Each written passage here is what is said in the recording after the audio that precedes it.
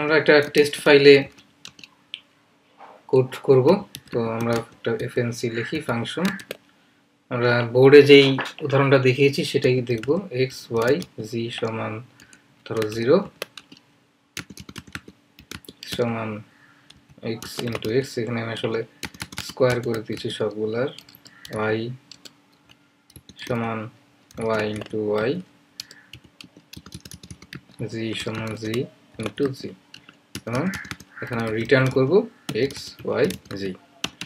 এখন আমি যদি প্রিন্ট করি এফএনসি এর মধ্যে 10 20 30, তাহলে দেখো কি হয়। আমরা প্রোগ্রামটা রান করি।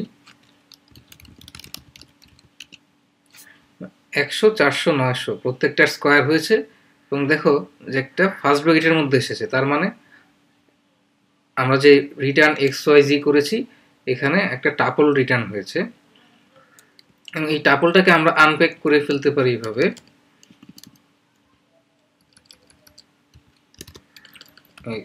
এক্স ওয়াই জি সমান এইভাবে যদি করি তাহলে আমরা এখানে দেখতে পারবো print X print Y print জি।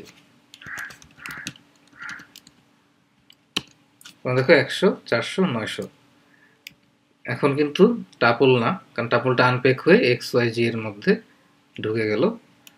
এখন আমরা যদি তৃতীয় প্যারামিটারটা না দিতাম তাহলে কি হতো? তৃতীয় প্যারামিটারটা যদি আমি মুছে দিই এখান থেকে, তাহলে দেখো তৃতীয় মানটা হচ্ছে 0, কারণ তখন আমার ডিফল্ট ভ্যালু জি এর 0, এবং সেই 0 ইন্টু 0 সমান 0ই রিটার্ন হচ্ছে। এখন চাইলে আমি এখানে কি করতে পারতাম, এখানে একটা স্ট্রিংও দিতে পারতাম। আমি যদি এখানে ইন্টিজার নিয়ে কাজ না করি, স্ট্রিং এর মধ্যে যদি 100 একটা মান দিতাম তাহলে কি হয়? তাহলে দেখো এখানে আমি শুধু মাল্টিপ্লাই করেছি, can't multiply sequence of non int of type str, মানে যেটা ইন্টিজার না সেটা সে মাল্টিপ্লাই করতে পারছে না। তো এই জন্য আমাদের এই ডিফল্ট ভ্যালুটা বুঝে শুনে দিতে হবে যে হ্যাঁ, আমি যেহেতু একটা ইন্টিজার নিয়ে কাজ করব, সেটা আমি ডিফল্ট ভ্যালু সেটা 0 হতে পারে অথবা অন্য কোনো ভ্যালু হতে পারে। যেমন আমি চাইলে 1ও দিতে পারতাম। 1 দিলে কি হতো? 1 দিলে 1 ইন্টু 1 সমান 1 প্রিন্ট হতো। এবং আমরা যদি চাইতাম যে না, কোনো কিছুই দিব না, জি যদি না থাকে তাহলে নাই, তাহলে আমি কি করব? জি সমান নাম দিয়ে দিব, এবং নাম দেওয়ার পর কি হবে দেখো, নাম দেওয়ার পরও একটা টাইপেরও যে নান টাইপের মধ্যে গুণের অপারেশনটা করা যায় না।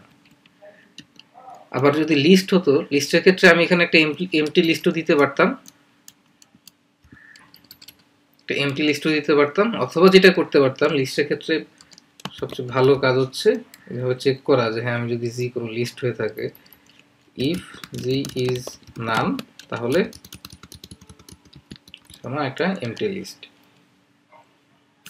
তো এই হচ্ছে আমাদের বিষয় আশয়। প্রোগ্রামটি রান করে দেখতে পারি। দেখো একটা এমটি লিস্ট রিটার্ন হচ্ছে। তো এভাবেই আমরা একাধিক জিনিস রিটার্ন করতে পারি ফাংশন থেকে, যে কমা দিয়ে দিলেই হবে। আমরা যদি একটা টাপল বানিয়েও দিতাম তাহলেও কিন্তু কোনো সমস্যা ছিল না, যে হ্যাঁ রিটার্ন এক্স ওয়াই জি, এখানে আমি যদি একটা টাপল দিই তাহলে ব্যাপারটা একই থাকবে।